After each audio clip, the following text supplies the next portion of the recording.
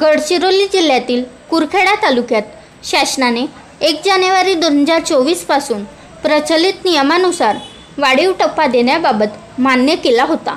मुख्यमंत्री एकनाथ शिंदे साहेब यांच्या सोबत झालेल्या 22 जूनच्या मीटिंगमध्ये पुढील टप्पा वाढ या पावसाळी अधिवेशनात देण्यात येईल असे मान्य केले होते। अधिवेशनात तरतूद करण्यात येईल। ही सर्व शिक्षकांची फसवणूक आहे। राज्यात सर्व ठिकाणी आंदोलन सुरू असून शासनाच्या विरोधात असंतोष निर्माण झाला आहे। शासन फेरनिर्णय घेत नाही तोपर्यंत हे आंदोलन असेच सुरू राहील। कैलास सुके, तालुका प्रतिनिधी, कुरखेडा। नमस्कार। सर्व राज्यातील अंशतः अनुदानित शाळांना जाहीर विनंती की आज 11 जुलैपासून सर्व राज्यात सर्व शाळांच्या मध्ये काळ्या फिती लावून काम करायचं।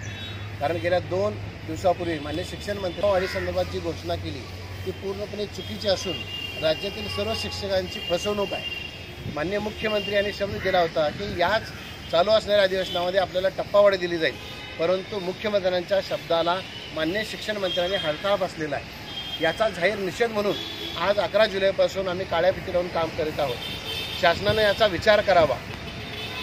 माननीय शिक्षण मंत्र्यांनी सांगितलं होतं की पुढील संचमान्यता झाल्यानंतर येणाऱ्या हिवाळी अधिवेशनामध्ये याची तरतूद करण्यात येईल। ही म्हणजे चक्क दिशाभूल आहे आणि याचा जाहीर निषेध करतो। शासनाने हा निर्णय बदलावा आणि अजूनही वेळ गेलेला नाही। निर्णय बदलून 1 जानेवारी 2024 पासून प्रचलित नियमानुसार पुढील टप्पा देण्यात यावा ही घोषणा शासनानं करावी आणि राज्यातील शिक्षकांना दिलासा द्यावा। अन्यथा येणाऱ्या काळामध्ये यापेक्षा उग्र आंदोलन केले जाईल याची नोंद महाराष्ट्र शासनाने घ्यावी ही नम्र विनंती। धन्यवाद। बनवा व्हिडिओ, पाठवा व्हिडिओ, आम्ही तुमच्या न्याय हक्कासाठी लढा देऊ।